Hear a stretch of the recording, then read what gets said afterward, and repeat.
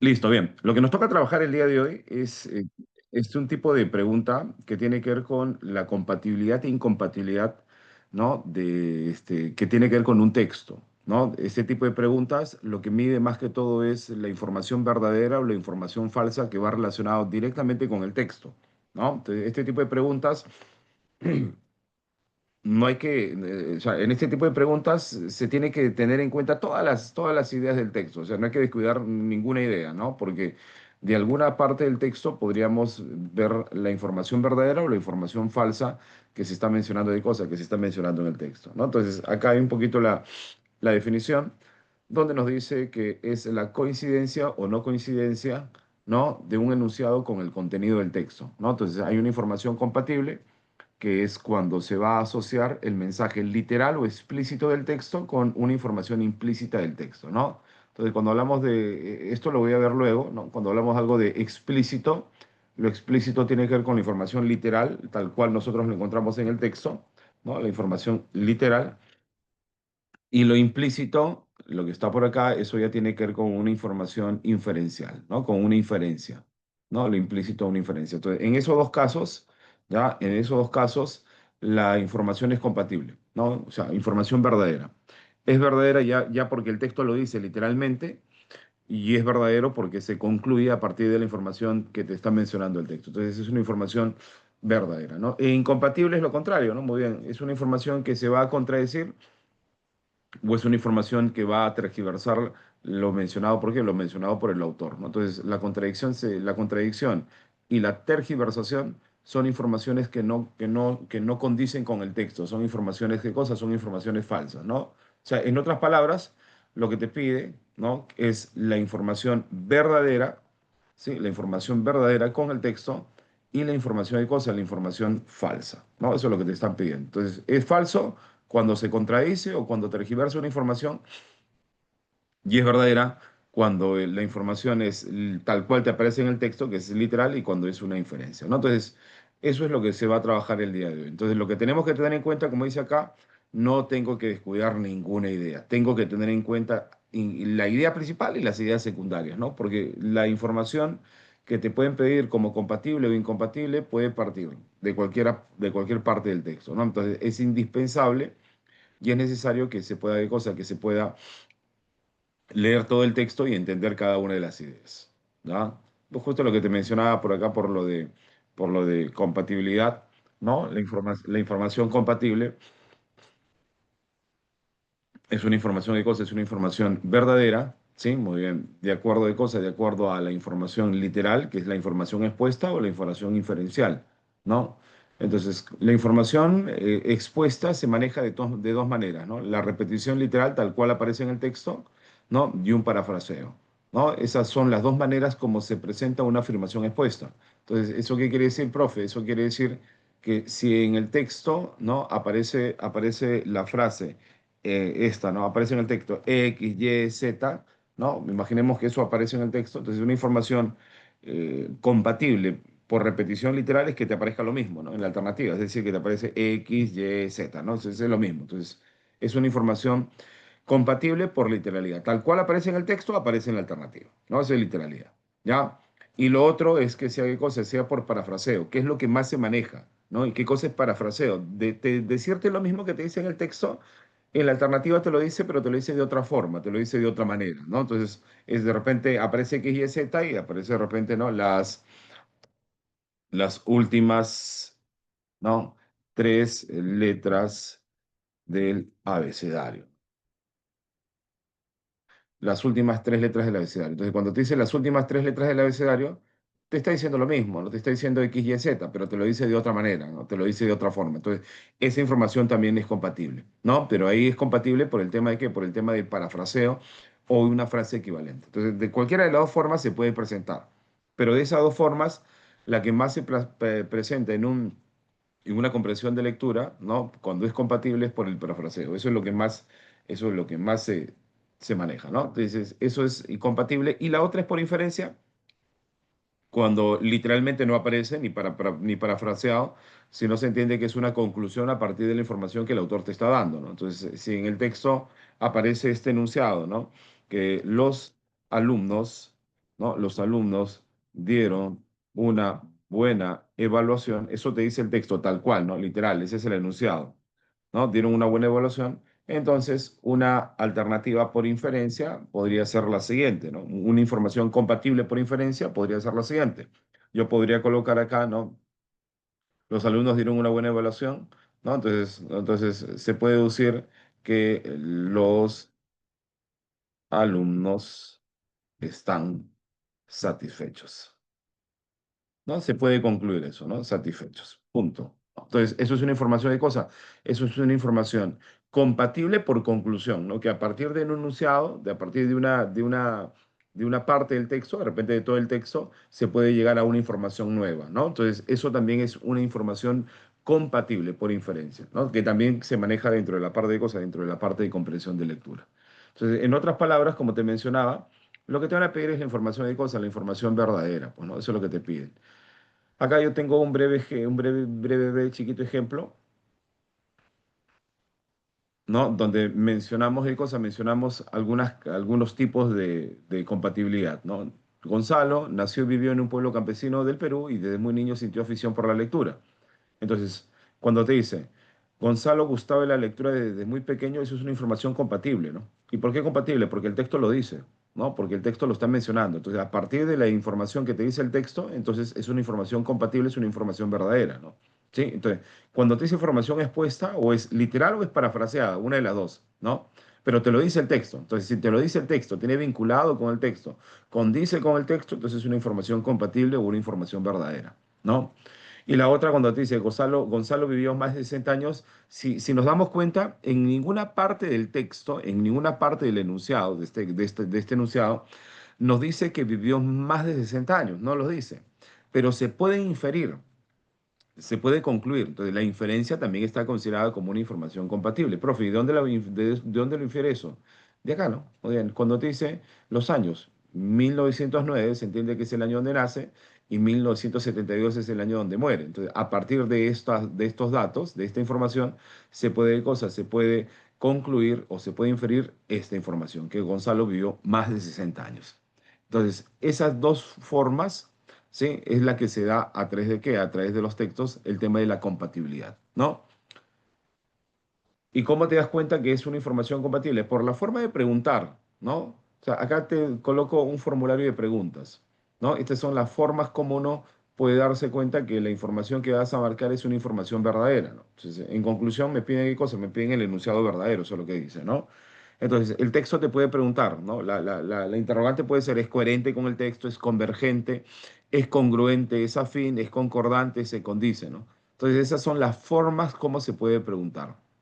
¿Ya? Y lo último, esta última forma de preguntar, ¿no? Hay que tener cuidado porque a veces se pueden confundir, ¿no? Dice se condice. Entonces, cuando dice se condice, lo que te está pidiendo es la información de cosa, la información verdadera, ¿no? Y ahí aparece la palabra es concordante, es afín, es congruente, es convergente, es coherente, ¿no? Es compatible, también aparece, ¿no? Es compatible. Son formas de preguntar por la información verdadera que te plantea el texto. Y es verdadero por literalidad, por parafraseo o por una inferencia. Hay que darte cuenta por eso. Nada más, por esos por 3 puntos podemos darnos cuenta de la inferencia, ¿no? Fácil ahí, ¿ya? Y lo otro tiene que ver con la incompatibilidad. Y cuando hablamos de la incompatibilidad, lo que se está mencionando es que yo tengo que marcar una información falsa, una información que no concuerde con el texto, ¿no? ¿Sí? Y la incompatibilidad se maneja de tres maneras. ¿No? Se maneja de tres maneras. Cuando contradice con una información que nos está presentando el texto, es decir, que si el texto te dice, ¿no? que comer tomate es saludable y hay una alternativa que te dice el consumo de tomate es nocivo para la salud, entonces eso se contradice porque te dice lo contrario, ¿no? ¿Sí? Entonces, yo marco una alternativa que se opone a la temática o a una idea en particular que se está mencionando en el texto, ¿no? Entonces yo voy eliminando por tergiversación, porque se malinterpreta, ¿sí? Porque se malinterpreta alguna idea que el autor se está mencionando, ¿no? Esa es tergiversación, una mala interpretación del enunciado que encontramos en el texto, ¿no? Se distorsiona. Y por exclusión, que es lo último, porque yo elimino una alternativa, ¿sí? Porque no menciona nada en el texto, o sea, no se toca nada en el texto, ¿no? Si el toca te habla acerca del consumo de tomate y todo el texto te habla del consumo de tomate, ya hay una alternativa que te habla acerca de qué, de consumir cosas, de consumir frutos, ¿no? Consumir frutas, como el plátano, entonces no tiene nada que ver con lo que te está planteando el texto, entonces lo elimino, ¿no? Entonces, esas son las tres maneras donde se maneja el tema de la incompatibilidad, ¿no? Y acá tengo el mismo texto, la misma oración, el mismo enunciado, y voy colocando ejercicios por tergiversación. ¿Ya? Entonces acá, por ejemplo, dice, ¿no? Gonzalo nació y vivió en un pueblo campesino del Perú y desde muy niño sintió afición por la lectura. Eso es lo que te decía anteriormente. Entonces, acá cuando te dice Gonzalo fue un personaje citadino, entonces cuando te dice que es un personaje citadino, se entiende que es un personaje de ciudad, ¿no? De ciudad, que vive en la ciudad. Pero en el texto te dice que nació y vivió en un pueblo campesino, o sea, que nació ahí y vivió en el pueblo campesino, o sea, se entiende que es una persona rural, ¿no? Entonces, no condice con lo que plantea el texto, o sea, se opone. Por lo tanto, este enunciado es una idea incompatible por contradicción, ¿no? Ahora, en esta parte del texto, en la segunda, nos dice qué cosa, que Gonzalo desde muy niño sintió afición por la lectura, eso es lo que te dice ahí, ¿no? Sintió afición, ¿por qué? Sintió afición por la lectura. Y eso, profesor, acá también lo dice, ¿no? Gonzalo solo tuvo afición por la lectura. Ah, pero acá hay un detalle, ¿no? Sí, y hay un detalle que quiero que ustedes lo tengan de cosa, lo tengan en cuenta. A esto nosotros los llamamos de cosas, los llamamos cuantificadores, ¿no? ¿Qué son los cuantificadores? Los cuantificadores son términos que van a aparecer, ¿no? Dentro del enunciado que te da el texto, que te da, por ejemplo, las alternativas, como cuáles, como por ejemplo la palabra, estos son los cuantificadores, algunos, siempre, algunos, ¿no? Nunca, todos,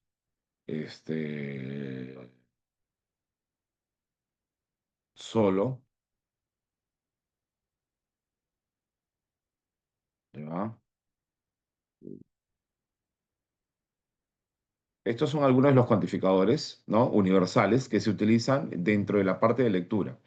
Estos cuantificadores lo que hacen es tergiversar la información que el autor está mencionando en el texto, ¿no? Cuando tú encuentras, por ejemplo, la palabra siempre, la palabra algunos, la palabra nunca, todos, pocos, ¿no? Entonces, esas palabritas lo que hacen es dar una mala interpretación del texto. Entonces, hay que tener bastante ojito, mis estimados, cuando de repente en un enunciado encontremos algún tipo de cuantificador y la tendencia es que esa alternativa muy bien, es una información falsa, es una información incompatible, que no concuerda con el texto. Entonces hay que tener cuidado con eso, ¿no? Entonces, en este caso, miren, acá en el texto te dice que Gonzalo desde muy niño sintió afición por la lectura, eso es lo que te dice, ¿no? Que desde muy niño sintió afición por la lectura.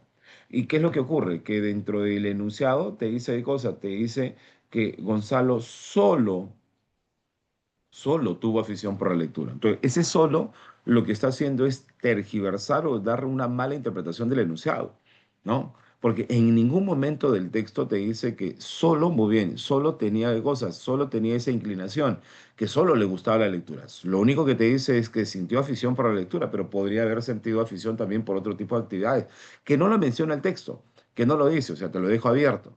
Entonces, ese solo, al ser un cuantificador, lo que hace de cosa es que tu información sea incompatible. O sea, convierte en algo falaz, es una falacia esa información. Entonces, acá hay que tener en cuenta eso, ¿no? Que podríamos encontrar algún tipo de algún tipo de cuantificador en las alternativas y ten en cuenta que si te piden una información falsa, una información incompatible, y si yo encuentro el cuantificador, entonces la tendencia es que esa sea la clave, ¿no? Y si te piden una información falsa, entonces una información verdadera, entonces ten en cuenta que por ahí no va la clave, ¿no? Entonces hay que tener en cuenta eso, ¿no? Entonces, los cuantificadores, cuando tú encuentras en una alternativa, lo que hacen es que esa alternativa sea falsa, sea falaz, ¿no? Entonces no es cierto lo que menciono. Entonces tengan en cuenta eso y aprender a reconocer los cuantificadores. Y luego, bueno, lo último es cuando te dice por exclusión, ¿no? Que ya te habla de otro tema, pues, ¿no? Te dice, Gonzalo trabajó como contador en una empresa de arquitectos, eso no lo menciona el texto, no lo dice, por lo tanto se excluye. Entonces, eso es, ¿no? Lo que te piden por el tema de incompatibilidad y es lo que vamos a estar trabajando, ¿no? Hay bastantes textos ahí que tenemos para ver el tema de compatibilidad e incompatibilidad, ¿no? Entonces, acá están las formas de preguntar. por el tema de incompatibilidad, ¿no? Te piden la información falsa y nosotros podemos colocar, ¿no? Es incoherente, es divergente, es incongruente, no es afín, ¿no? Es discordante, ¿ya? No se condice, ¿no? Entonces son las formas de preguntar por el tema de qué, por el tema de incompatibilidad, ¿ya? No, la clásica es que te dan es incompatible, ya esa es la clásica, ¿ya? Pero también pueden utilizar la información que te estoy mencionando, ¿no? O también te pueden decir qué información es falsa relacionada con el texto. En este tipo de preguntas, ¿ya? De compatible e incompatible, yo les pido por favor que no tratemos de manejar la respuesta por memoria. Hay que evitar trabajar la respuesta por memoria. La memoria es un informe, la memoria a veces trastoca ciertas ideas que podemos considerar que son verdaderas, pero a la hora de qué, a la hora de cotejar la información, de repente nos vamos dando cuenta que lo que pensábamos que era cierto, ¿no? Muy bien, vemos con el texto y de repente no lo era. ¿No? Entonces, lo que se requiere es que si es que de repente no estamos al 100 de seguros con la información, yo les pido por favor que regresemos al texto y vamos a invertir un poquito más de tiempo regresando al texto para verificar la información. No, y al final, muy bien, vamos a ganar una pregunta. O sea, la pregunta va a ser buena para nosotros, pero si invertimos, pero si aceleramos el paso y hacemos solo una lectura de repente y nos dejamos llevar, ¿qué cosa? Y nos dejamos llevar por la memoria, entonces ahí vamos a tener inconvenientes. Este tipo de preguntas es manejable, es sencilla. Lo que te pide más que todo aquí es recojo de información. ¿No? ¿Qué cosa es recojo de información? Regresar al texto para verificar, ¿no? Es un nivel que obviamente mide más que todo el tema de retención de información, ¿no? Es cuánto yo he retenido del texto, pero entonces es válido que uno regrese. Acá no se trata de una competencia de cuánto yo recuerdo, ¿no? Cuánto yo memorizo de la lectura que yo he hecho. No se trata de eso, sino se trata, muy bien, de manejar algunas estrategias en lectura y unas estrategias, ¿no? Es el subrayado, el sumillado, ¿no? Que me permiten a mí más o menos ya tener una precisión con lo que he leído. Pero lamentablemente, en las evaluaciones que ustedes dan, no les dan un documento, no les dan un papel. ¿Les dan qué cosa? Le dan un computador, una pantalla y ahí está el texto. Entonces ahí yo no puedo hacer ese tipo de estrategias. Entonces lo que yo te pido es que tú regreses al texto y verifiques la información. Si la pregunta es por una información verdadera o es una información falsa. Y yo creo que ese tipo de preguntas es sencillo y bingo para ti porque es una pregunta fácil y que va a seguir sumando en toda la evaluación, ¿no? Entonces hay que tener cuidado con eso. Bien, miren, acá tengo una aplicación, tengo un texto chiquito y la pregunta es por la información compatible, ¿no? Mira, la información la información compatible. ¿Qué información es verdadera de acuerdo a lo que nos está mencionando de cosas? ¿Qué información es verdadera de acuerdo a lo que nos dice el texto? Y el texto es corto, ¿ah? El texto no es muy amplio. El texto es bastante, ¿qué cosa? Bastante entendible, bastante corto, ¿no? Donde nos dice qué cosa, donde nos dice lo siguiente, ¿no? A ver, mira, analizamos esto. Hasta acá, mira, dice. Voy a cortar porque hay algunas ideas que por ello quiero cortarlas, ¿no? Acá, acá quiero cortarla porque acá me parece hay una idea que es diferente a la anterior. A ver, miren, fíjense, ¿ah? Te dice, América Latina es un páramo. Profe, cuando te menciona páramo, ¿qué se entiende? Páramo es donde hay poca vegetación.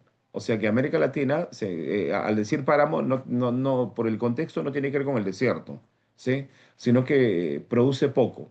¿No? Entonces, ¿qué produce poco? Es pocas exportaciones con alto contenido tecnológico. O sea, la América Latina en general, ¿sí? En cuanto a alto contenido tecnológico y en cuanto a las exportaciones, lo hace poco, ¿no? Entonces, eso es lo que te dice. O sea, ¿por qué? Porque lamentablemente, ¿no? El contenido tecnológico que tiene, cosa que tiene América Latina es mínimo, es irrisorio, ¿ya? Ahora te dice, la única excepción es Brasil, o sea, dentro de todo este universo de América Latina, donde se caracteriza porque las exportaciones de alto contenido tecnológico son escasas, ¿no? La única excepción es Brasil, pero te dice que tiene una modesta. Entonces, acá subrayan, ¿no? Adrede la palabra de cosa, páramo y modesta, como para que el sentido que le están dando sea un sentido de cosa, no un sentido literal, sino un sentido connotado, un sentido interpretativo. Entonces, páramo literalmente no significa desierto. Páramo, lo que se está entendiendo es que es escaso, de acuerdo al contexto, no es un desierto. ¿Sí? Acá modesta no te alude a humilde, sino que te dice que la excepción es que Brasil tiene una modesta industria informática, aeronáutica y militar. Es decir, que en cuanto al contenido tecnológico, Brasil, muy bien, su producción es modesta. Entonces, cuando se dice modesta, no quiere decir que tenga un alto desarrollo, ¿no? Muy bien, que es un poco mejor que el resto de América Latina, ¿no? O sea, porque la mayoría de países de América Latina, como te dice el índice arriba, sus exportaciones de contenido tecnológico es irrisorio, es escaso. La única excepción dentro del universo de América Latina es Brasil, ¿no? Pero su producción, o sea, no es alto desarrollo, sino es modesto. Entonces, modesto te quiere decir que es un poquito mejor que el resto de países de América Latina. ¿No? Entonces, eso es lo que te está diciendo. Mire, sencillito, ¿ah? Muy bien. Pero podríamos fallar, pero siempre es bueno regresar al texto, si por ahí yo tengo algún tipo de inconveniente, ¿no? Entonces, por ejemplo, ¿cuál no va? De frente de arranque eliminas la C, pues, porque te habla de Hispanoamérica, pues, ¿no? Y el texto se centra en América Latina, ¿no? América Latina. Entonces, Hispanoamérica no es lo mismo que América Latina, ¿no? Porque Hispanoamérica son hablantes hispanos de español, ¿no? Y América Latina se entiende que son países que tienen, ¿no? Como lengua un origen latino, ¿no? Que es el portugués, el castellano, ¿no? Entonces, eso Hispanoamérica no condice con el texto. Entonces, esa es la que descarto. ¿Sí? La alternativa D también. ¿Por qué, profe? Porque te dice, la exportación brasileña posee un gran valor agregado. Que si te dice gran valor, no condice con lo que te dice modesto. Entonces, no condice. Acá en el texto te dice Brasil, sí, muy bien, en comparación a la América Latina, tiene una modesta. Entonces, es un poco mejor, pero no que te dice que tenga un gran valor agregado. Es por eso que la alternativa D también de arranque la eliminamos. Entonces, la C y la D no va. Esa la arrancamos. Ahora me queda la alternativa A y la alternativa B, ¿no? Y la alternativa B, cuando te dice cosas, cuando te dice, miren, cuando te dice que Brasil es el único país con buen desarrollo informático, ahí también se está equivocando, ¿no? Porque en el texto no te está diciendo que Brasil sea el único país con buen desarrollo informático. De repente es el mejor dentro de América Latina, pero muy bien, pero no es el único a nivel, ¿qué cosa? A nivel macro, a nivel general, ¿no? Aparte te dice modesta y modesta de repente con buen desarrollo podría entenderse, pero el tema único como cuantificador ahí lo mata, ¿no? Entonces no se especifica que sea el único país, ¿no? Muy bien, de todos los que hay, de todos los países que tienen desarrollo informático, desarrollo tecnológico, no dice que sea el único país, ¿no? Entonces ahí se está equivocando. Entonces esta alternativa tampoco condice con el texto. Y es por eso que yo también la voy a eliminar, ¿no? Esa no va. Chao, adiós. Ya está la clave, la alternativa. Y ahí, muy bien, no te dice América Latina, pero ¿qué es lo que te dice? Te dice Latinoamérica, que es lo mismo, ¿no? Pero te lo dice de otra manera, ¿sí? ¿Y qué es lo que te dice? Presenta escaso desarrollo tecnológico, y eso te lo dice acá, ¿no? Muy bien. América Latina es un páramo de exportaciones con alto contenido tecnológico. Ahí te lo están mencionando, ¿no? O sea, te está parafraseando ese enunciado. Al decir, en vez de decir América Latina, te dice qué cosa, te dice Latinoamérica, en vez de decir páramo, te dice escaso, ¿no? Muy bien, desarrollo tecnológico. Entonces, esa información sí condice con la información que presentas en el texto. Pero podríamos equivocarnos, ¿sí? Porque de repente hay algunos términos que de repente podríamos considerar que son compatibles con el texto, pero si uno lo ve más preciso, nos damos cuenta que no. ¿Correcto? Entonces, ahí está un pequeño texto donde vemos la información compatible, información verdadera, la información que se condice con el texto. ¿Listo? Muy bien, ese es un ejemplo de compatibilidad, ¿ya? Y mira el segundo ejemplo de incompatibilidad. Estas yo las hago, ¿ya? Y de ahí vienen los textos donde tú me vas a ayudar, ¿correcto? Bien, incompatible. Información falsa, ¿no? O sea, acá no te piden idea principal, acá no te piden cuál es el tema central, no te están pidiendo eso, ¿no? Acá lo que me están pidiendo es qué información es qué cosa, es qué información es verdadera o qué información es falsa. Entonces, yo regreso al texto si tengo algún tipo de inconveniente, ¿no? Esa es la forma, esa es la manera. ¿Ya? A ver, analizamos, ¿no? Entonces tenemos que leer el texto, ¿no? Sí, acuérdense la metodología, la forma de poder, ¿qué cosa? Leer y entender el texto, ¿ya? Entonces vayamos por acá, supuestamente ya hice una primera lectura, y de ahí ir analizando enunciado por enunciado, ¿no? Lo que nos está presentando, ¿qué cosa? Lo que nos está presentando el texto.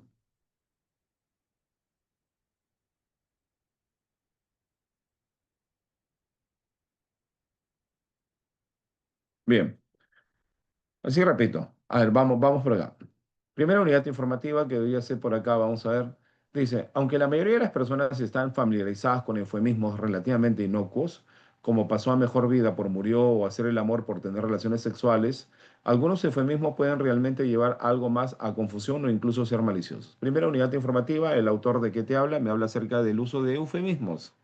¿no? Eufemismos. ¿Qué son eufemismos? Son términos que se utilizan para poder, o sea, para poder evitar decir el término tal cual es, ¿no? Muy bien, a veces el término de repente es muy fuerte, muy crudo, y evitamos qué cosa, y evitamos utilizar ese tipo de términos y utilizamos qué cosa, términos un poco más suaves, ¿no? Entonces, en vez de decir, oye, murió, yo digo qué cosa, pasó a mejor vida. Entonces, pasó a mejor vida es una forma más suave, es una forma más leve de decir qué cosa, decir los términos, ¿no? Entonces, ahí se habla acerca de qué, de eufemismo, ¿no? Muy bien. En vez de decir, por ejemplo, hay gente que dice, oye, que es un negro, muy bien, negro es un término muy fuerte, entonces decimos afrodescendientes, ¿no? Entonces, afrodescendientes es un concepto de cosa, es un concepto o es un término mucho más que cosa, mucho más suave, ¿no? Entonces, eso se llaman eufemismos, ¿correcto? Entonces, acá te dice que la mayoría de las personas están familiarizadas con eufemismos relativamente inofensivos, ¿no? Sí, estamos relacionados a eso, ¿correcto? Y te colocan algunos ejemplos de esos eufemismos, ¿no? ¿Correcto? Esos eufemismos.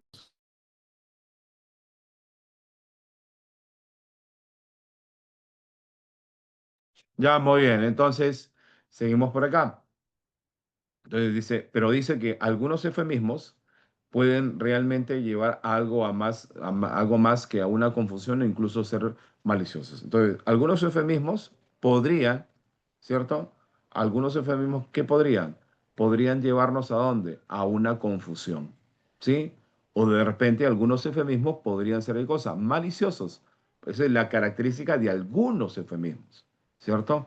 Algunos eufemismos podrían tener ese tipo de características. ¿No? Bien, pero en general son inocuos, son inofensivos, te dice, ¿no? Ahora, continúa el texto y te dice, ¿no?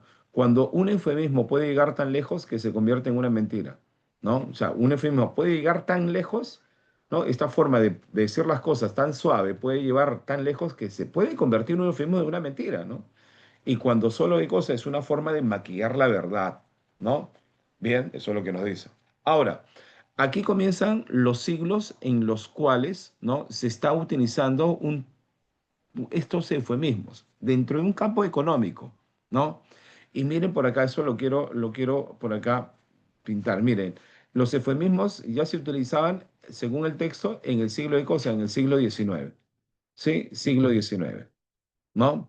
¿Y ahí qué se utiliza? Se utilizó el calificativo de pánico, como el pánico de 1873, a una época de gran declive económico en Estados Unidos. ¿Correcto? O sea, hay un problema económico en el año 1873 en Estados Unidos, ya eso, muy bien, en el siglo XIX, ¿cómo lo llamaron? Lo llamaron pánico.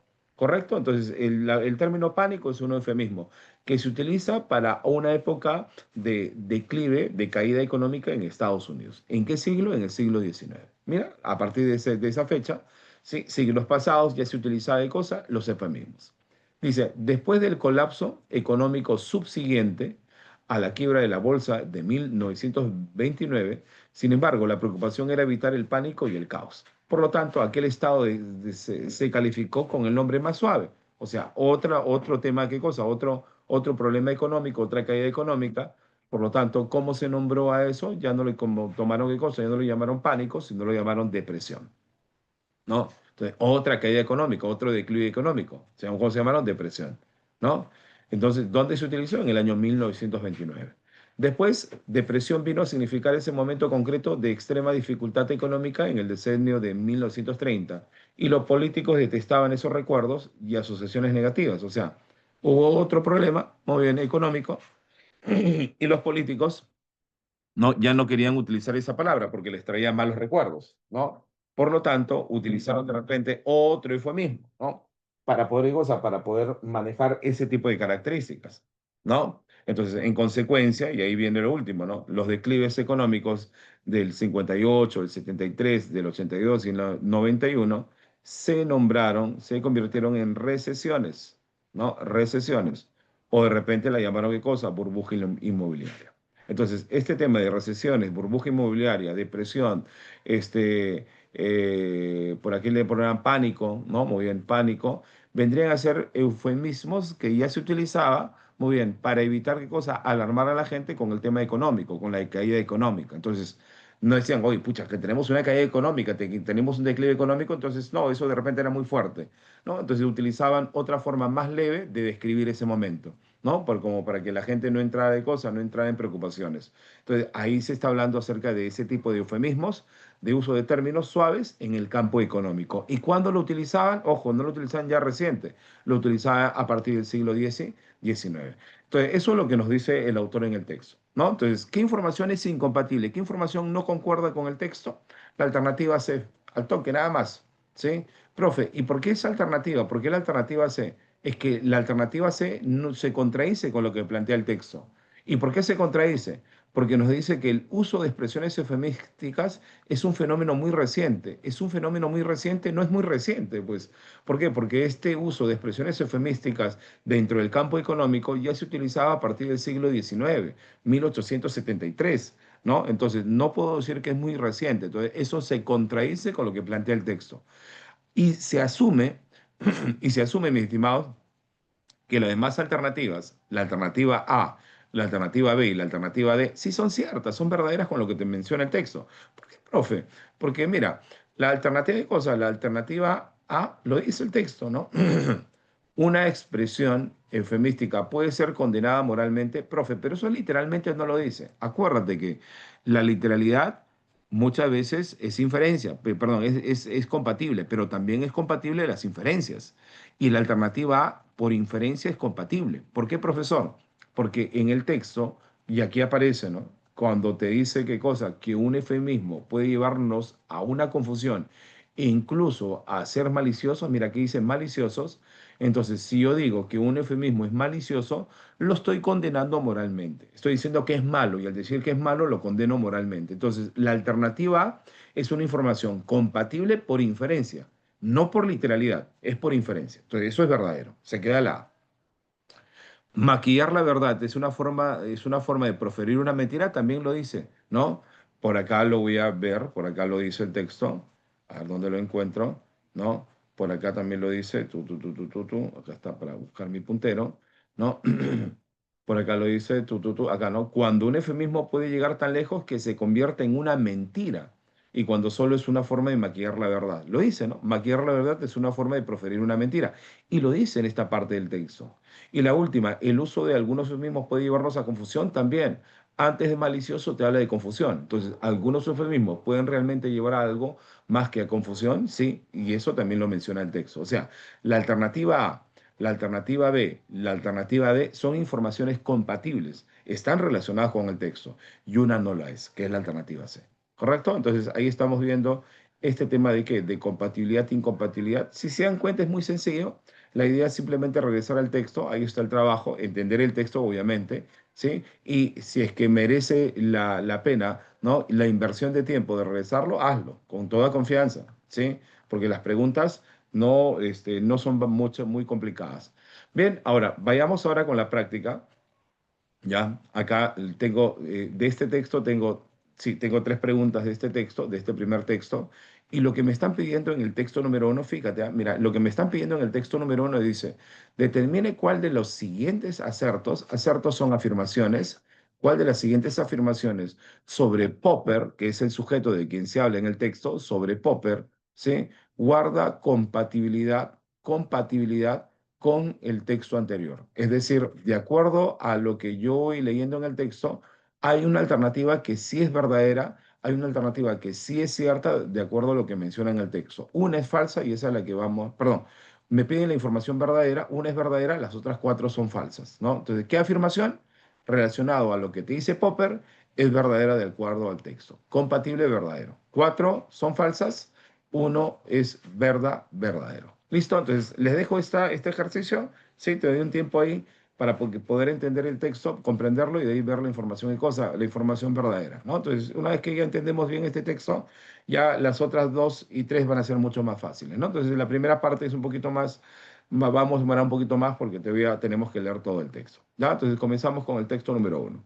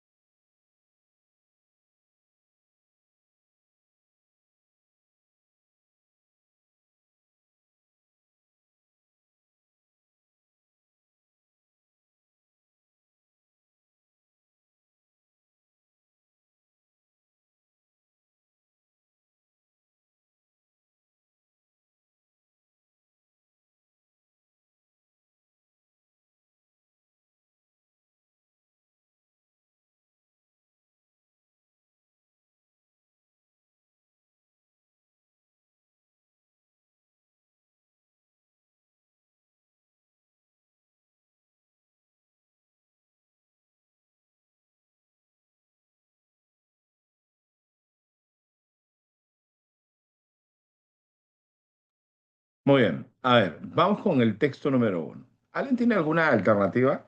¿Qué información es verdadera? ¿Qué información es compatible de acuerdo a la propuesta de Popper, ¿no? La alternativa A dice, para Popper, en el análisis de la ciencia se puede prescindir de la honestidad.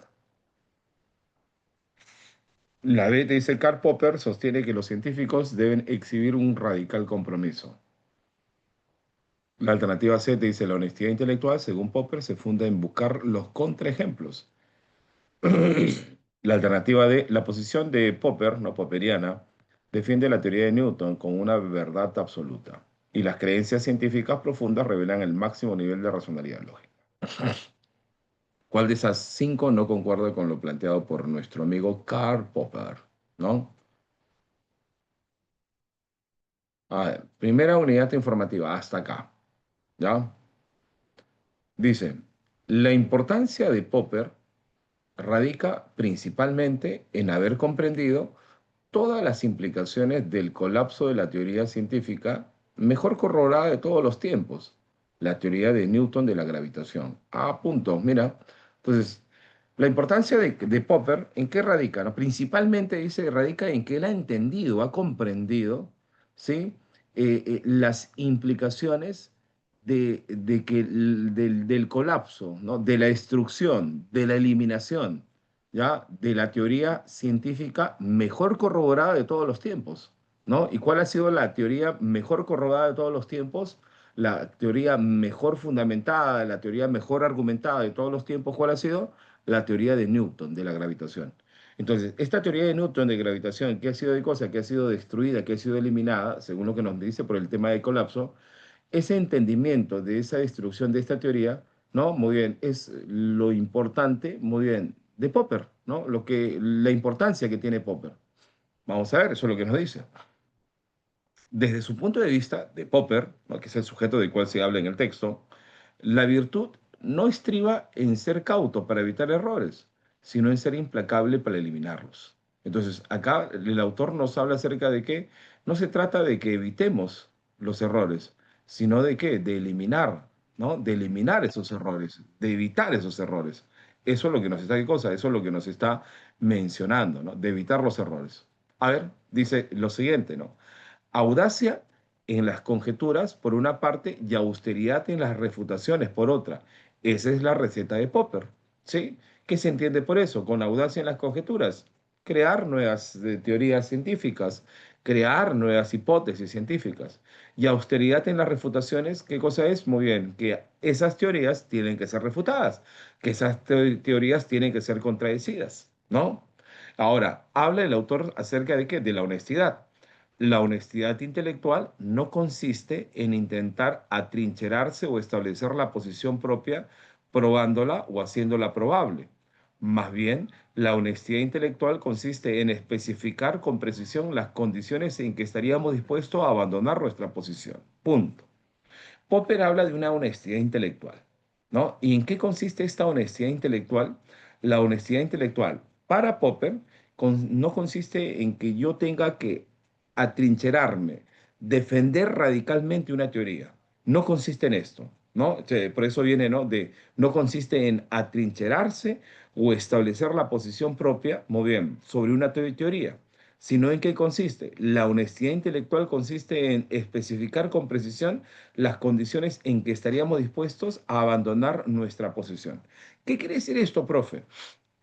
Mira, lo que quiere decir aquí es, lo que propone Popper es que no existe en la ciencia, en la teoría científica, no existe una verdad absoluta, ¿sí? Una teoría, muy bien, está constantemente, digo, está constantemente refutada, está constantemente contradecida, ¿no? Muy bien.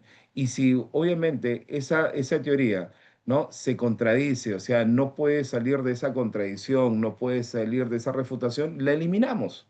¿No? Es por eso que en líneas arriba, él entiende muy bien que, por ejemplo, la teoría de Newton de la gravitación es una teoría ¿qué cosa? Que estuvo, ¿qué cosa? Es la mejor corroborada de todos los tiempos, es la mejor argumentada. Pero ¿qué pasó con esta teoría? Esta teoría nunca fue absoluta. Por lo tanto, en algún momento fue refutada, fue contradecida y al ser refutada y contradecida se eliminó esa teoría. Entonces, para Popper, Muy bien. La honestidad intelectual, ¿en qué consiste? No consiste en defender una teoría y decir que esta teoría es una verdad absoluta. No. Más bien, ¿en qué consiste su honestidad? En poder contradecir una teoría y poder eliminar esa teoría, ¿no? Si de repente no corrobora de repente un camino de verdad, no corrobora un camino de exactitud de esa teoría, ¿no? Entonces, esa es la verdadera honestidad intelectual para Popper. Entonces, continúa y dice, ¿no? Que los marxistas y los freudianos comprometidos rehúsan especificar tales condiciones. Tal es la señal de su deshonestidad intelectual. Entonces, para Popper, los marxistas y los freudianos son deshonestos intelectualmente. ¿Por qué? Porque estos marxistas y freudianos están comprometidos, ¿cierto? Es decir, que defienden ciegamente su teoría, ¿no? Muy bien, no la pueden contradecir. Por lo tanto, si no la pueden contradecir para Popper, ellos son deshonestos intelectualmente, porque la honestidad intelectual que implica que esa teoría sí se pueda contradecir, que esa teoría sí se pueda refutar, ¿cierto? Entonces, no existe que uno se atrinchere, que uno crea absolutamente en una teoría y que sea la verdad absoluta, porque esa verdad absoluta para Popper no existe, porque todo es cambiable, todo es relativo, ¿no? Entonces, termina el texto, te dice, creer puede ser una lamentable debilidad biológica que se debe ser controlada por la crítica. O sea, no hay que creer, ¿no? Muy bien, es una debilidad. Entonces, que debe ser qué cosa, controlada por la crítica, pero el compromiso para Popper es un auténtico crimen. Es decir, que si uno se compromete a ciegas, si uno se compromete radicalmente con una teoría, eso para Popper es algo negativo. ¿Por qué? Porque no existe verdad absoluta, y repito con eso, ¿no? No existe algo absoluto, que todo está en constante cambio. O sea, una teoría puede ser válida en un momento, pero en un momento la podemos refutar. Y si se refuta, esa teoría se contradice, entonces la eliminamos, como sucedió con el ejemplo de la primera teoría, la teoría de Newton. Entonces, para Popper, la honestidad intelectual ¿en qué consiste? Consiste en que existen teorías que se pueden refutar, que se pueden criticar y pueden eliminarse. Eso para Popper es la honestidad intelectual. Entonces, no existe algo absoluto para nuestro amigo Popper. ¿Listo? Entonces, eso es lo que plantea el autor en el texto. ¿No? Bien. Ahora, vayamos de cosa. Vaya,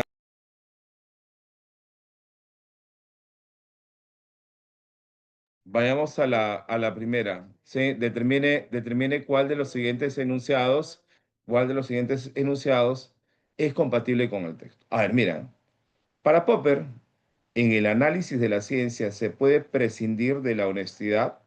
Eso es falso. ¿Sí?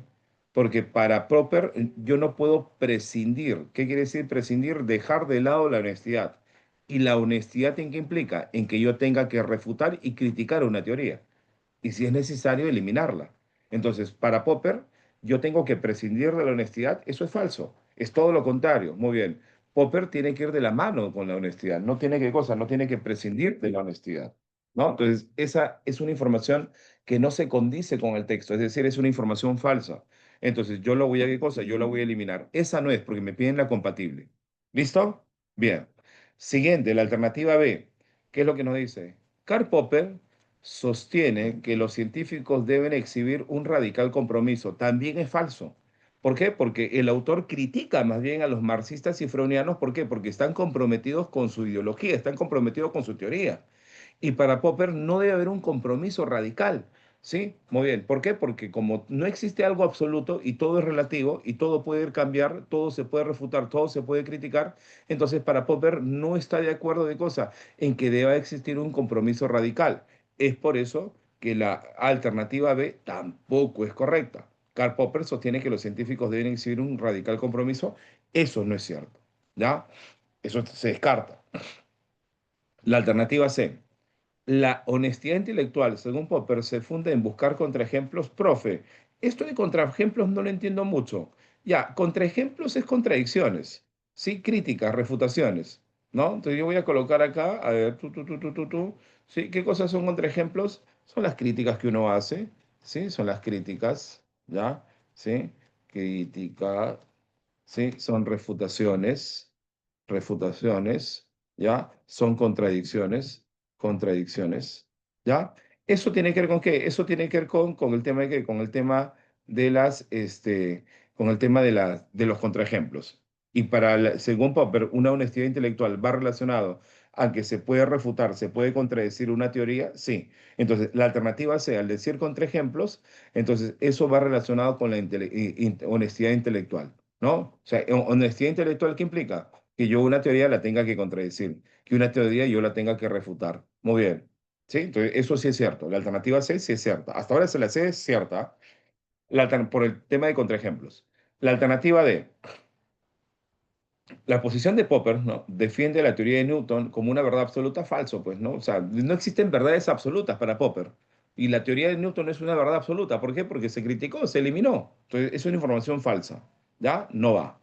La alternativa E, profe, las creencias científicas profundas revelan el máximo nivel de racionalidad lógica. No, es que no existen creencias, pues. Para Popper no existe creencias, no existe este tema, ¿no? Muy bien. ¿El tema de qué? El tema de las creencias, ¿no? Las creencias científicas, para Popper no, pues no existen las creencias científicas.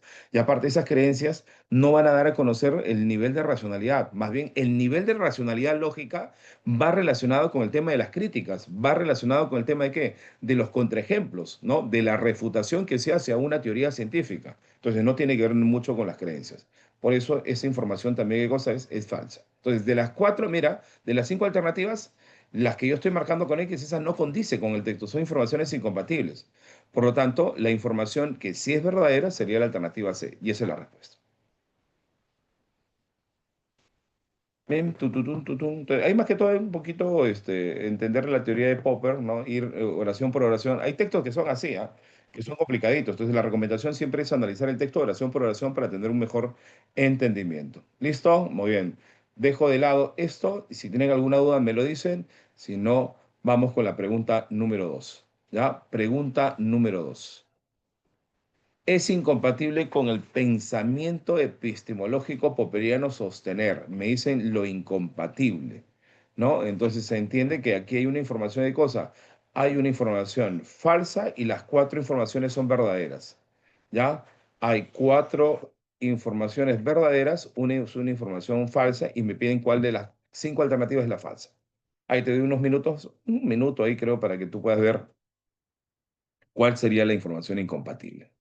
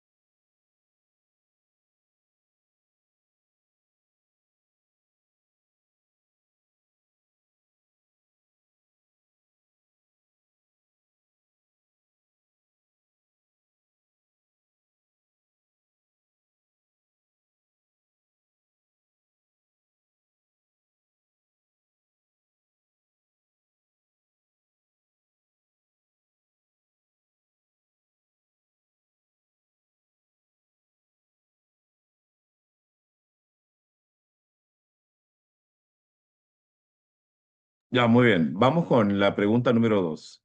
Ya, te dice, es incompatible.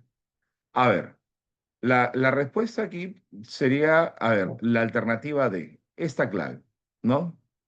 ¿Por qué, profesor? Porque me dice que los freudianos defienden su teoría con suma honestidad, ¿no? Y eso es una información falsa. ¿Por qué? Porque la honestidad que implica, la honestidad según lo que propone Popper, la honestidad, ¿qué cosa es?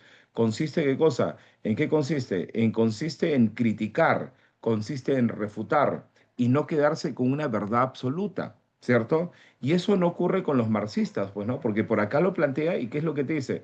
Que los marxistas y los freurianos, muy bien, están comprometidos, ¿no? Y rechazan tales condiciones. ¿Y cuáles son las condiciones que están rechazando? Las condiciones de contradecir, refutar, ¿no? Muy bien, dar contraejemplos a una teoría, ¿no? Entonces, ellos más bien, según lo que plantea el autor del texto, según lo que te dice, son deshonestos intelectualmente. Mira qué te dice, ¿no? Tanto los freurianos como los marxistas, al defender su postura, su teoría, radicalmente, entonces son considerados por Karl Popper como deshonestos intelectualmente. Entonces, la alternativa de, al decirte que los freudianos defienden su teoría con suma honestidad, o sea, defienden su teoría y son honestos, de acuerdo al concepto de honestidad que se plantea en el texto, entonces es una información de cosas, es una información que no se condice. Más bien, al defender su teoría, ¿sí? Ciegamente, al defender radicalmente su teoría, de acuerdo a Popper, a la postura de Popper, ¿sí? De acuerdo al pensamiento, ellos son deshonestos, más no serían honestos. Entonces, esa alternativa, la alternativa D, es la incompatible, pues, ¿no? Y las demás son compatibles, son verdaderas, pues, ¿no? Porque mira la alternativa A. Dice, la deshonestidad intelectual deja de lado la autocrítica. Claro, pues no, porque si yo soy deshonesto, no puedo de cosa, no puedo hacer una autocrítica de esa teoría, ¿cierto? No puedo refutar, no puedo contradecir. Entonces, deshonestidad intelectual deja de lado, muy bien, la autocrítica, eso es verdadero, deja de lado eso, ¿correcto? Porque la honestidad intelectual va de la mano con la autocrítica. En cambio, la deshonestidad se aleja, deja de lado. Eso es verdadero, ¿ya? Eso es verdadero. La alternativa B, ¿qué es lo que te dice? La virtud científica supone aprender de todos los errores. Eso se puede concluir o se puede deducir. ¿Por qué? Porque si nosotros vamos a refutar, a contradecir y ver un error en una teoría científica, ese error, ¿qué es lo que permite, no? En esa teoría, poder subsanar ese error y poder, ¿qué cosa? Aprender de los errores. Y es así como la ciencia va avanzando, ¿no? Porque no existen verdades absolutas. La ciencia, muy bien, puede equivocarse, puede tener errores. Y esos errores son vistos a través de la autocrítica, a través de la refutación o la contradicción. Por lo tanto, esos errores dentro del campo científico ayudan, ¿qué cosa? Ayudan a aprender, ayudan a avanzar a la ciencia, sí. Por lo tanto, eso se puede deducir. La virtud científica supone aprender de todos los errores verdadero. ¿El marxismo se puede ver como en un caso de pseudociencia, de acuerdo a lo que plantea Karl Popper? Sí, pues no, muy bien. No es una ciencia, sino está dentro de lo que es falso, una falsa ciencia, ¿no? Bien, la alternativa E, la teoría de Newton presentaba, perdón, fisuras e inconsistencias, claro, porque esas contradicciones que se hicieron a esta teoría, muy bien, dieron a conocer inconsistencias, fisuras, es por eso que la teoría de Newton colapsó, ¿cierto? Desapareció, se anuló, se eliminó. Entonces, eso también es una información de cosa verdadera. La alternativa D no condice con el texto y esa es la información falsa. ¿Listo? Siguiente. Tercera pregunta de este último texto. De acuerdo con el desarrollo textual, sería incompatible. Nuevamente aparece la palabra de cosa, la palabra incompatible, ¿no? Incompatible es sostener que Popper, ¿qué propugna Popper? A ver, ahí te la dejo.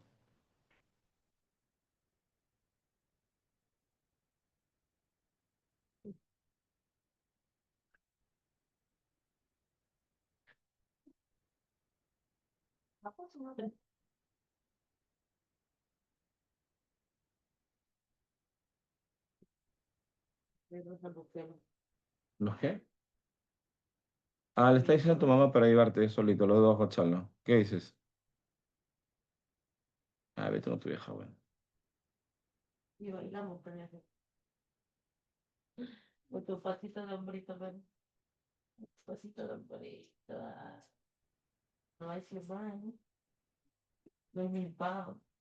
Me metí hasta rayado, ¿no?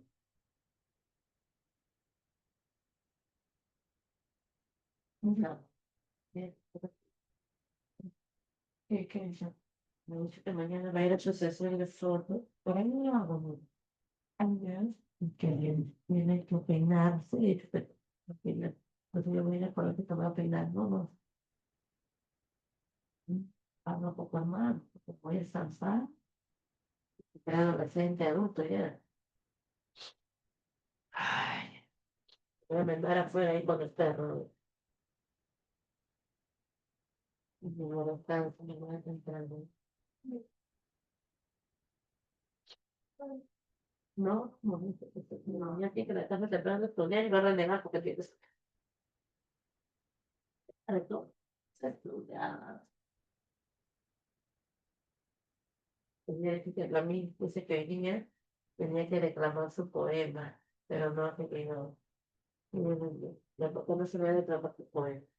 Y me da mucha pena, pues, mucha pena. No pena, le digo. Porque Muy bien. A ver, vamos con el texto uno y la última pregunta. Es incompatible, ¿no?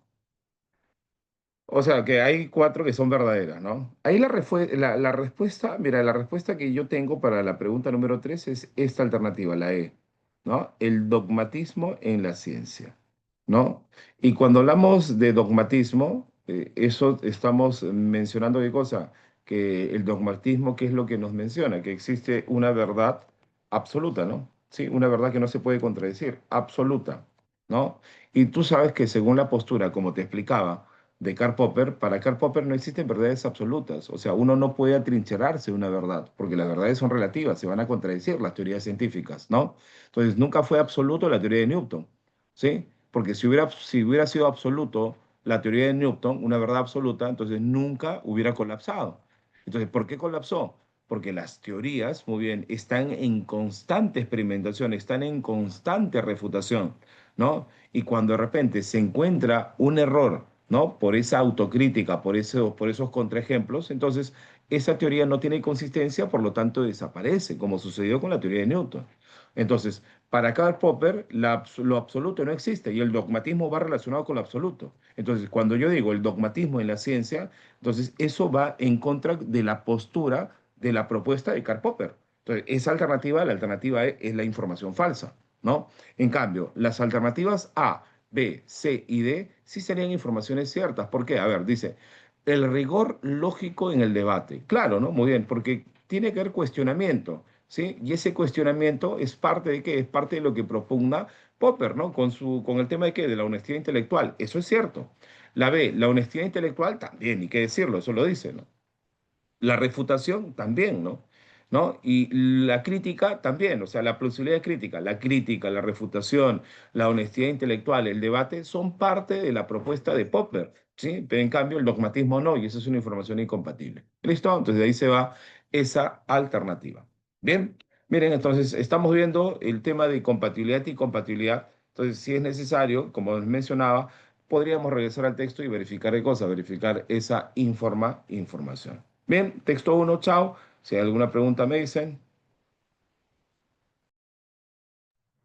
Y de ahí nos vamos al siguiente texto. Vamos al siguiente texto. Papá. Texto 2.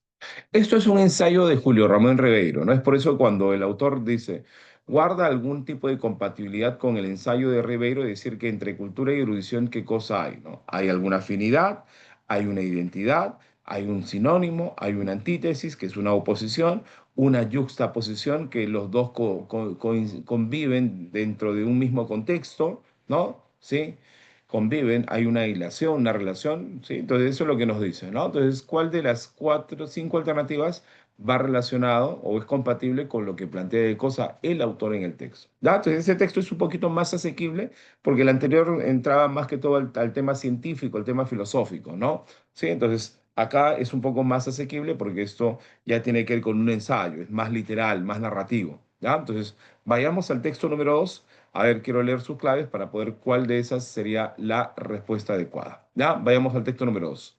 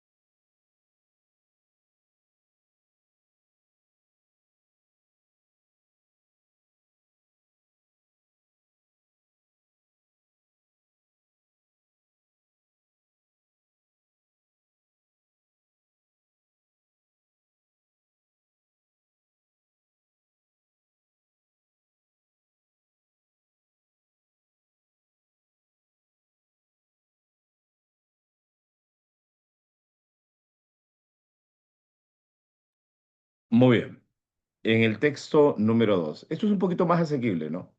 Lo que me está mencionando es sobre los conceptos, sobre estos dos conceptos que se detallan en el texto sobre la palabra cultura y sobre la palabra erudición, ¿no?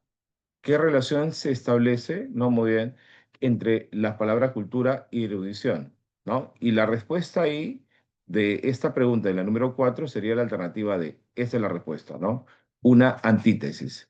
Y cuando hablamos de una antítesis, lo que se está mencionando de cosas es mencionando una relación de qué, una relación de contradicción o una relación de oposición, ¿no? Cuando te dice antítesis, acá voy a colocar oposición, ¿no?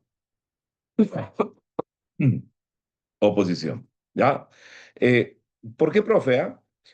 Para comenzar, el texto, vamos al texto, ¿no? Entonces, primero, el primer párrafo, ¿no? Que hay dos unidades informativas. Dice que suele confundirse lo que es cultura con erudición. Se suele confundir, no es lo mismo, ¿no? Sin embargo, son nociones diferentes, no es lo mismo, ¿no? En realidad, la cultura no depende de la acumulación de conocimientos, incluso en varias materias, sino del orden en que estos conocimientos guardan en nuestra memoria y de la presencia de estos en nuestro comportamiento. Ahí el autor, en esta parte, se está dando una definición muy bien de lo que es cultura, ¿no? Para el autor. ¿Qué cosa es cultura? Muy bien. No es acumulación de conocimientos, sino qué cosa es el orden en que estos conocimientos se guardan, ¿no? El orden de los conocimientos. Eso es cultura, ¿no? Muy bien. Luego te dice, los conocimientos de un hombre culto pueden no ser muy numerosos. O sea, un hombre culto, un hombre que tiene cultura, no puede tener muchos conocimientos, pero sus conocimientos, ¿cómo son para el hombre culto? ¿No? Para el hombre culto, esos conocimientos son ¿qué cosas? Son armónicos y coherentes, ¿no? Y sobre todo están íntimamente, ¿qué cosas? Están íntimamente,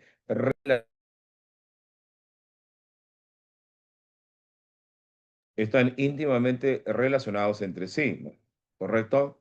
Mientras que en el hombre culto los conocimientos se distribuyen de acuerdo con un orden interior que permite su canje y su fructificación. O sea, que el conocimiento de un hombre culto, muy bien, es fructífero, produce más conocimiento, ¿no? Es ordenado, es coherente, ¿no? De repente no puede tener numerosos conocimientos, pero hay orden, es sistemático, ¿no? Es coherente, ¿no? Y como un hombre culto, ¿no? Ese conocimiento va a permitir mayor conocimiento, ¿no? Pero en cambio, en el erudito, ¿no? Y ahí viene de cosa, ¿no? El deslinde, la diferencia que hacen del erudito. El erudito, los conocimientos están, ¿qué cosa? Almacenados, ¿sí? Pero en el del culto no están almacenados, sino que son, ¿qué cosa? Están permitiéndote generar más conocimiento, ¿no? Muy bien, no se estancan, fluyen los conocimientos. Las lecturas y las experiencias del hombre culto se encuentran en fermentación y engendran continuamente nueva riqueza. Ahí viene el tema de que te generan más conocimiento, ¿no? El hombre culto es como el que abre una cuenta con significativo interés. Es decir, que yo coloco mi cuenta y me va a dar más dinero, me da interés, voy a ganar. Entonces, eso es lo que genera con el conocimiento de un hombre culto, ¿no? En cambio, el erudito ¿no? O sea, no te genera, más bien se queda aquí el conocimiento, ¿no? Entonces, el hombre culto es desprendido, comparte su conocimiento, pero en cambio el hombre erudito no, pues, avaro, ¿cierto? La comparación que hace, guarda su patrimonio en una media vieja, en donde solo cabe el enmohecimiento y la repetición. Mira, ahí está ¿no? La diferencia. El erudito no permite compartir su conocimiento, pero en cambio el erudito no comparte, lo atesora para él, ¿no? El hombre culto engendra conocimiento. El erudito no tiene capacidad generadora. O sea, uno genera más conocimiento y el otro no genera conocimiento. Solo añade un conocimiento a otro conocimiento. Un hombre que conoce al dedillo todo el teatro en la última parte, ¿no? El último párrafo de Via March es un erudito. Pero el culto es aquel que, habiendo leído solamente la boda de Fígaro, se da cuenta de la relación que existe entre esta obra magna, ¿no? Y la Revolución Francesa, o entre su autor y los intelectuales de nuestra época, ¿no? Entonces, el autor, si te das cuenta, entonces está haciendo una diferencia entre lo que es cultura y lo que es de cosa y lo que es erudición. Un hombre culto, un hombre erudito. Entonces, mira, ahí tranquilamente te dice, ¿no? Que el conocimiento de un hombre culto es sistemático, es ordenado, ¿no? pero en el de un hombre de cosas, un hombre erudito, no es sistemático, es todo lo contrario, que son conocimientos separados unos que otros. Los otros sí están juntos, ordenados, ¿no? Pero los otros están separados. El conocimiento de qué? El conocimiento de un hombre culto te da más conocimiento, pero el otro no. Entonces, ¿qué es lo que vemos? Hay una relación de oposición que se presenta, ¿no? Oye, que esto muy bien, me produce más conocimiento, este no.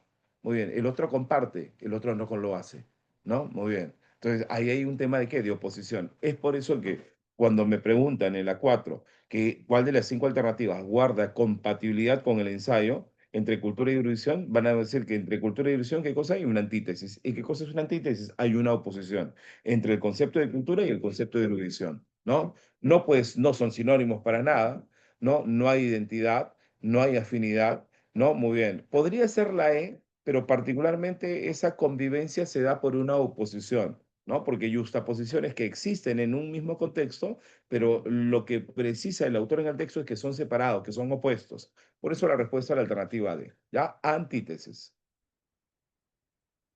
Continúo con la pregunta número 5 y dice, resulta incompatible con el pensamiento de Ribeiro de decir, no, incompatible. Cuando te dice incompatible, la información falsa. ¿Qué información no condice con el texto? ¿No? A ver, dice A, suele confundirse al hombre culto con el sujeto erudito. Eso es verdadero, ¿ya? Esa información es verdadera, porque acá en el texto te lo dice, ¿no? Acá te dice, suele confundirse cultura con erudición, eso es cierto, ¿no? Entonces, suele confundirse al hombre culto con un hombre, un sujeto erudito, eso es verdura, eso es cierto, ¿ya? Luego, en la última, en la siguiente te dice, un hombre erudito conoce todo el teatro de Berchamay. Sí, lo dice, ¿no? Acá, mira, acá en la última parte, un hombre que conoce el dedillo, todo el teatro, ¿no? De Beaumarchais, ¿sí? Es un erudito. Eso lo dice el texto también. Por lo tanto, es una información y cosa, es una información verdadera, ¿no? Entonces, ahí también es una información verdadera, ¿no? Un hombre erudito conoce todo el teatro de March. Sí, eso es verdadero. Entonces, hasta ahí todas son verdaderas. Me piden la incompatible, ¿no? Me piden la incompatible.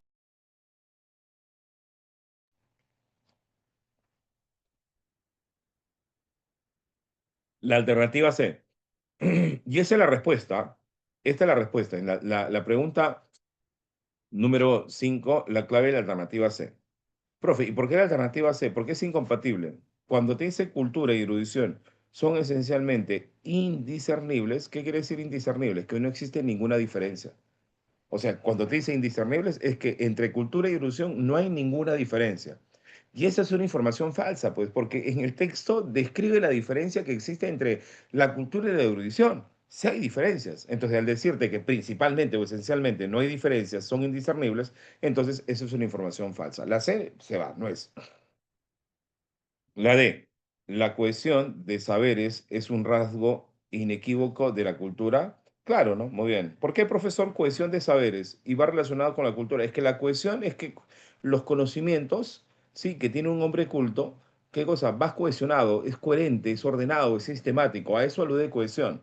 Por lo tanto, esa es una información, ¿qué cosa? Es una información verdadera, ¿no? Eso es verdadero. Y la alternativa D, perdón, mediante la cultura, el saber adquiere eficacia y rentabilidad, sí, porque en el texto, ¿qué es lo que te dice, no? Y te compara, ¿no? Muy bien, un hombre culto es como que si colocara dinero en un banco y recibe intereses. Entonces, eso es lo que ocurre, ¿no? Mediante la cultura, uno va a tener rentabilidad y es más eficaz. Eso también es cierto. Por lo tanto, la información que no condice con el texto sería la alternativa C. Incompatible, información falsa. ¿Ya? Listo por ahí. Vamos con la siguiente. ¿Ya? Vamos con la siguiente. Estamos en... Ya, bien. Vamos con la pregunta 6. De acuerdo con el análisis de Ribeiro, seguimos, ¿no? Con este texto. ¿Cuál de los siguientes enunciados, ya? ¿Cuál de los siguientes enunciados sería incompatible con la erudición? ¿No? ¿Cuál de esas 5 alternativas no va de acuerdo con el concepto de erudición? Acuérdate que erudición es conocimiento separado, que no produce mayor conocimiento, que el conocimiento no se comparte, ¿no? Esa es erudición, ¿no? De acuerdo a lo que plantea nuestro amigo Ribeiro en su ensayo, ¿no? Julio Ramón Ribeiro, gran cuentista peruano. A ver, En la erudición se puede encontrar un conocimiento sistemático, eso es falso, pues. Esta es la clave, arranca, ¿eh? Esta es la clave, ¿ya? Esta es la clave, arranque. No es, la erudición no es sistemático, pues, porque cuando hablamos de sistemático, mira, yo lo voy a colocar acá. Cuando hablamos de sistemático, estoy hablando de que es coherente, ¿sí? Muy bien, que es coherente, ¿sí? Que es cohesionado, ¿sí? Muy bien. Y eso no es una característica de la erudición, más bien es una característica de la cultura o del culto. El culto sí es sistemático porque su conocimiento es coordenado, coherente, ¿no? Que se comparte y todo lo demás. Entonces, esa información es falsa, de al toque nada más, ¿ah? Al toque. Profe, ¿y la alternativa B? Miren, la alternativa B. ¿Una persona erudita puede conocer al dedillo una obra literaria? Sí, como por ejemplo lo que te dijo al final, un hombre, muy bien, un hombre erudito, muy bien, que está conociendo una obra de teatro, ¿cierto? Muy bien, entonces eso es cierto, verdadero. ¿Ya? En la erudición, ¿se deja de lado el íntimo vínculo entre temas diversos? Sí, ¿no? El erudito, los temas están por separado, no hay vínculo, no hay unión, por lo tanto, eso también es una información verdadera, ¿sí? Te piden la falsa, hasta ahora la A. Una persona erudita se puede ver como alguien con un defecto, para el autor es un defecto, ¿cierto? Para Julio Ramón Ribeiro, en su ensayo, la erudición es un defecto. ¿Y por qué es un defecto? Porque no comparte el conocimiento, porque su conocimiento está enmohecido, su conocimiento es como el avaro, ¿no? Muy bien, que lo deja ahí nada más, que atesora ese conocimiento. Entonces, ¿eso se puede entender como un defecto, como un error? Sí. La erudición consiste en una tupida acumulación de información. Sí, pues el erudito acumula información, acumula, ¿no? Entonces, eso es cierto. Entonces, ¿cuál de las cinco alternativas no era la alternativa? No es sistemático. Eso es una característica del hombre culto. Respuesta a la alternativa.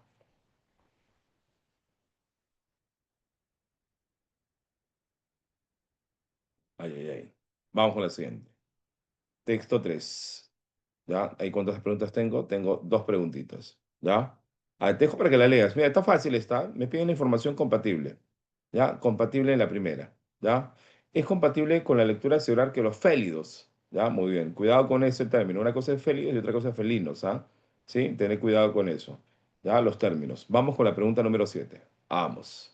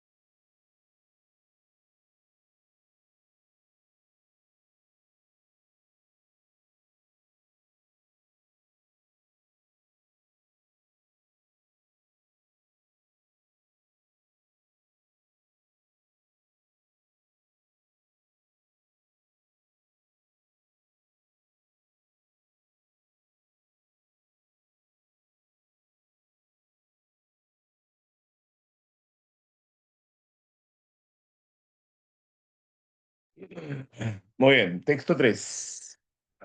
Dos preguntitas, ¿ah? Ya vamos terminando.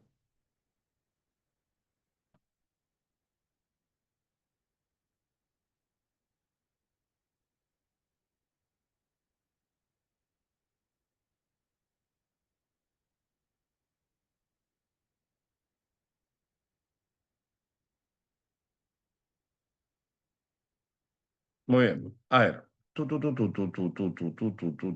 Me dice que, que con la lectura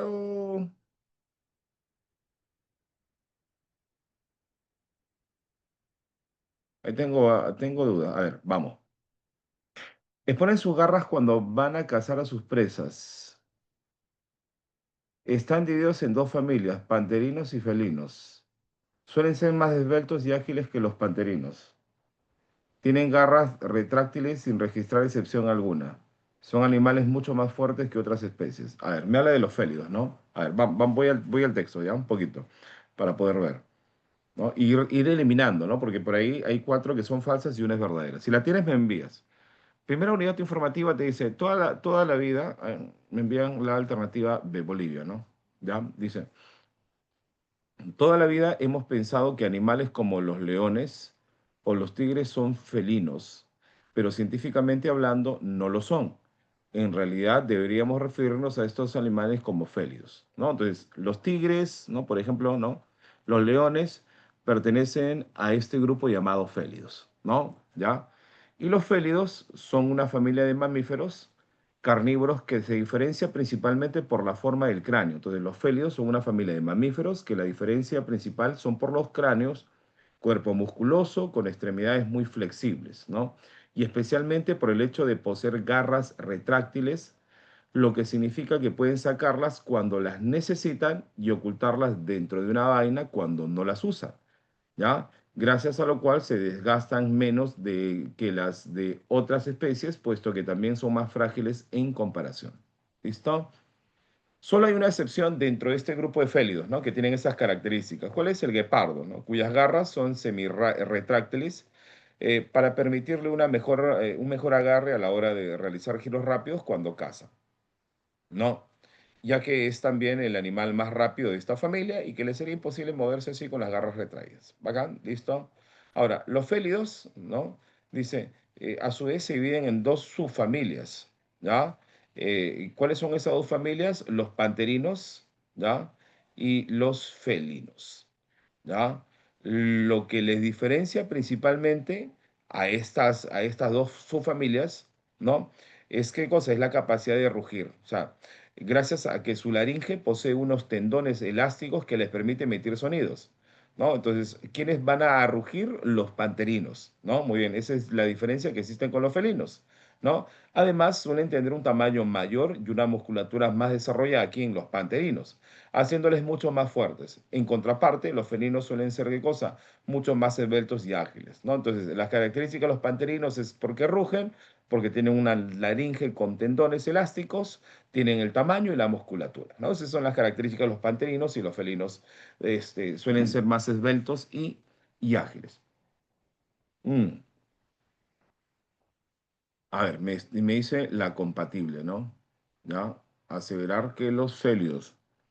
Ya, por ejemplo, la alternativa E, esa se va, ¿no? Correcto, porque te dice, son animales mucho más fuertes que otras especies.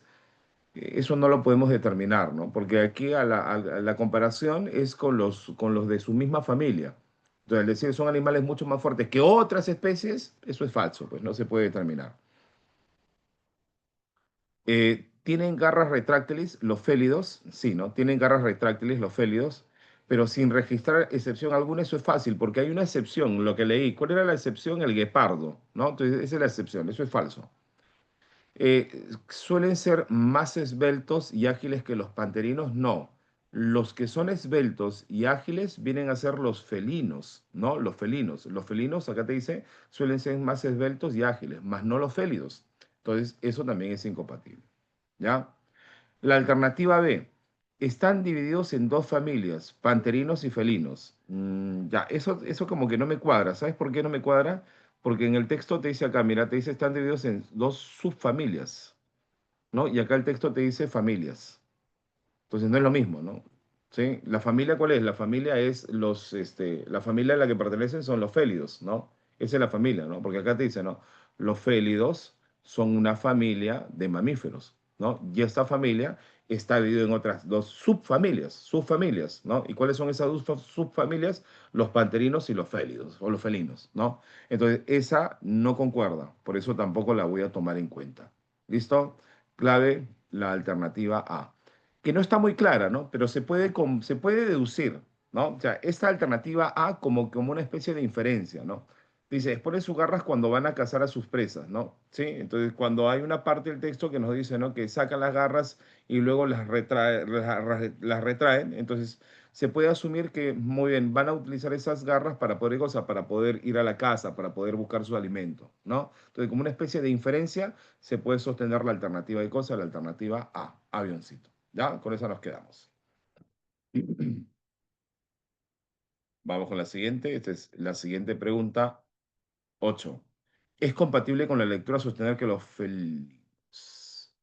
¿Cuál de las cinco alternativas es verdadera de acuerdo a las características de los felinos? A ver, te doy un minutito ahí.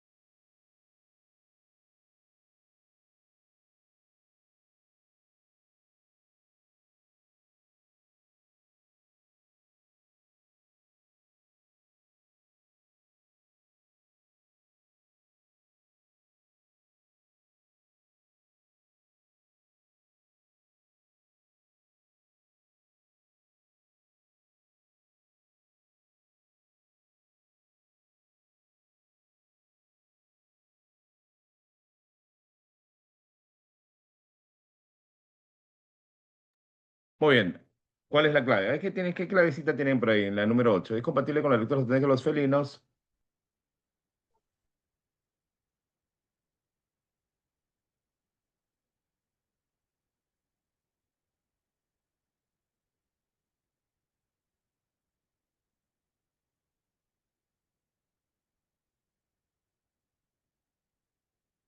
¿Cuál de las 5 sería? A ver.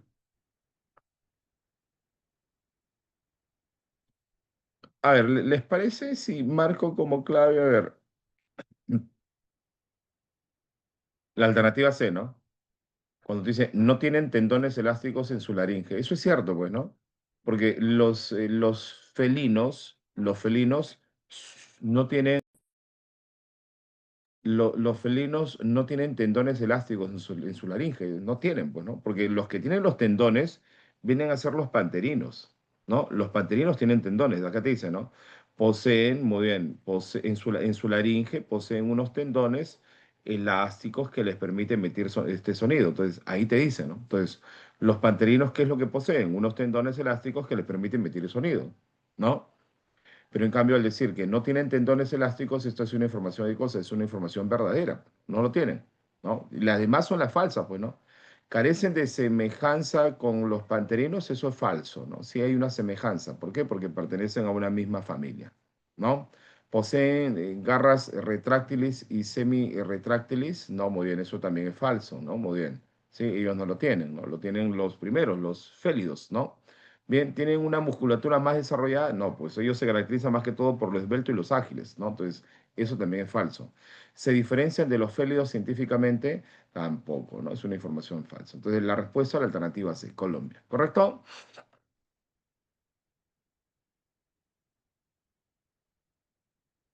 Bien, listo, mis estimados. ¿Alguna pregunta aquí? Miren, el tipo de pregunta, esto es una información que, o es un tipo de pregunta que usualmente se da en la parte de lectura, ¿no? Y es la que se va manejando. Entonces, siempre la recomendación es que tratemos de verificar la información si es cierta o no es cierta, ¿no? Si es que por ahí de repente no la tenemos del todo segura, ¿ya? Entonces, si viene una información verdadera o falsa, te hacen ese tipo de preguntas, entonces bacán, es chévere esa pregunta. Entonces, ten la confianza de que la vas a hacer bien. Ten confianza de que regresando al texto, vamos a encontrar la respuesta correcta. ¿Ya? Entonces, ¿qué nos queda? Nos quedan unas cuantas preguntas nada más, ¿no? Trabajar este texto 4, texto 5 y el texto número 6, ¿no? Que están bastante asequibles, no están muy complicadas como la primera. De todas, yo considero que la primera está un poquito más complicada, ¿no? Porque es un contexto más científico, ¿no? ¿Sí? Entonces, cuando se trata de ese texto, se hace analizar más, ¿no? Bien, entonces nos vamos a quedar ahí. Ya nos estamos viendo la próxima sesión. Ya, ahora voy a tratar de subir más preguntas para poder que ustedes puedan, ¿qué cosa? Puedan ir practicando, ¿no? En lo que les expliqué el día martes, para que puedan entrar al aula virtual y ver este formulario de preguntas. Ya, mis estimados, entonces nos vamos a quedar ahí. Gracias y ya nos estamos viendo la próxima sesión.